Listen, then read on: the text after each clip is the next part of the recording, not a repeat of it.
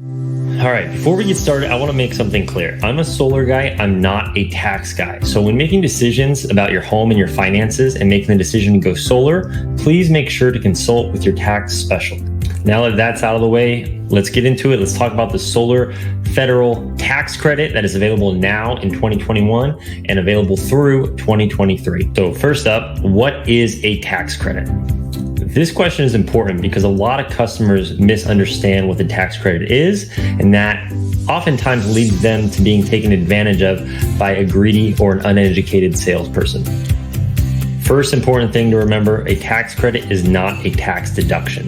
With a tax deduction, what you're doing is you're deducting amount off your gross income to determine what your taxable base income is. And a tax credit is actually much, much better. Basically, a tax credit can be used to pay off the taxes that you owe. So in a way, and a better way of thinking of it is, it's kind of like an IRS gift card. And having a gift card for the IRS and for your taxes is pretty cool when you think about it. And that is the much more simpler way to think of the federal tax credit when it comes to solar. Number two, also remember it is not a rebate. As we already went over, it's like a gift card that can be used with your yearly taxes when you're paying Uncle Sam, but Uncle Sam is not going to be writing you a check for that amount.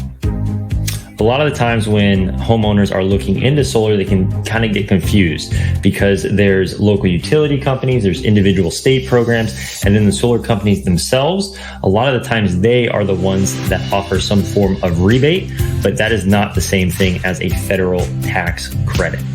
So now, how much is the solar tax credit and how does it actually work? Any U.S. taxpayer, business, or consumer who commences in construction of a solar project or a solar project that also has a storage system before January 1st of 2023 is eligible to receive a full 26% solar ITC. What that means is that 26% of the cost of your system will be placed onto that IRS gift card. So this total amount depends on the size of the system. And the size of the system largely depends on how much electricity your home currently uses. For a small system, the system total cost might be $10,000. In that scenario where it's a small system, the total cost is $10,000, your tax credit would be $2,600 or 26% of the total cost. For a larger system, it's possible that price might cost something like $30,000. And in that scenario, the tax credit would be $7,800. Keep in mind that this federal tax credit does get added on top of the other local programs, and it's in addition to the monthly savings that are associated with going solar. When looking into the solar tax credit too, another question that comes up is, does the federal tax credit work if I lease the system? And the answer is no. This is probably the biggest reason why most of the time I highly recommend for homeowners to purchase their systems, because when you are leasing them, you do not own them. And the company that you are leasing them from, they are the ones who are taking advantage of that federal tax credit. Then now that once you kind of start understanding it, another question that comes up is, okay, what if I'm eligible to receive the ITC, but I don't actually owe any taxes this year? This is extremely common, especially with COVID and everything that's going on now. And basically, if you don't use your solar tax credit fully, will the government reimburse you? Once again, the answer is no.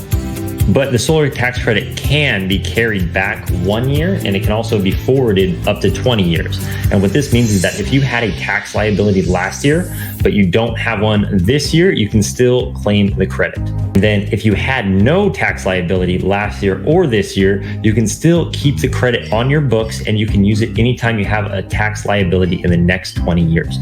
So if you don't use it, you don't lose it over the course of 20 years. So you can hold on to it and use it at a future date. Once again, disclaimer, I'm not a tax attorney.